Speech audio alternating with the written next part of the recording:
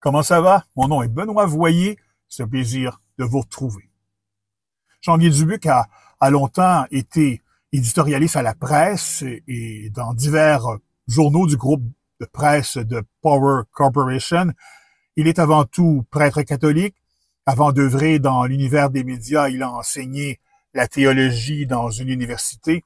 Pour lui, sa présence dans les médias a été bien plus qu'un travail.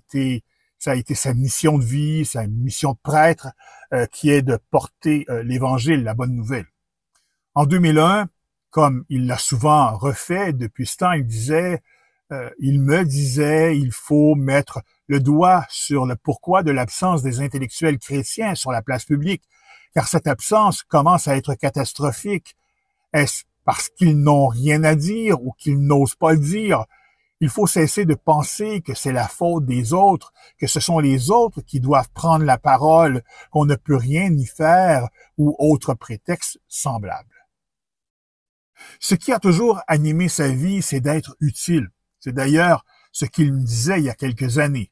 Tant que je suis utile, j'ai une raison de vivre. Un prêtre qui n'est pas utile ne peut pas vivre. Tant qu'il est utile, il a un sens à sa vie. Je voudrais mourir 5 minutes après que je ne serai plus utile. Mais en 1934, à Montréal, il est devenu prêtre en 1958 parce qu'il voulait être au service des autres. Seule la vie religieuse l'assurait de réaliser pleinement cette aspiration profonde inscrite au fond de son âme. Le fils de Juliette Martel et d'Eugène Dubuc, originaire de la banlieue montréalaise, jouit d'une intelligence au-dessus de la moyenne. C'est à l'école Plessis, institution scolaire dirigée par les frères des écoles chrétiennes, que débute sa longue montée. En 1999, dans un grand entretien pour la revue Sainte-Anne, il me racontait, et je le cite, « Mon frère est allé à la même école jusqu'en 9e année. Parce qu'il était premier de classe, il a obtenu une bourse pour étudier à Mont-Saint-Louis. J'ai décidé que je ferais la même chose parce que j'étais premier de classe à tous les mois et à toutes les années. À la fin de la 6e année, j'ai dit à mon père, « Je veux pas aller à Mont-Saint-Louis. »« Pourquoi? » répondit-il. « Parce que je veux devenir prêtre. » Il voulait que j'aille étudier chez les Sulpiciens au Collège Mont-Royal parce qu'il avait lui-même étudié là. Je ne voulais pas aller à cet endroit parce que des gars que je connaissais allaient là. Je n'aimais pas leur style. Ça convenait pas à mon image. Alors, il a trouvé le collège Grasset sur le boulevard Crémazie, donc très loin pour lui, pour moi, qui était qui habitait sur la rue Sherbrooke face au parc La Fontaine. Fin de la citation.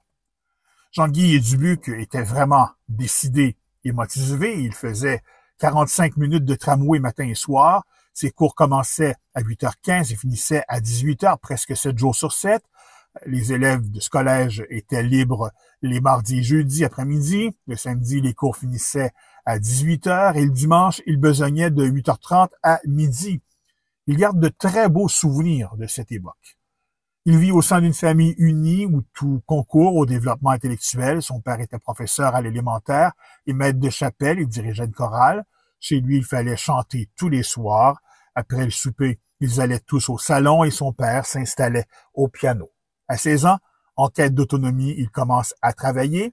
Il achète ses habits pour le collège, paie ses études et c'est sorti. J'aurai assurément l'occasion de vous reparler de lui. Pour en savoir plus ou pour lire l'article complet sur Jean-Guy Dubuc, allez sur mon blog, tapez www.benoitvoyerenliberté.blogspot.com et vous trouverez dans un onglet où vous trouvez tous les articles au fil des jours, des mois et des années.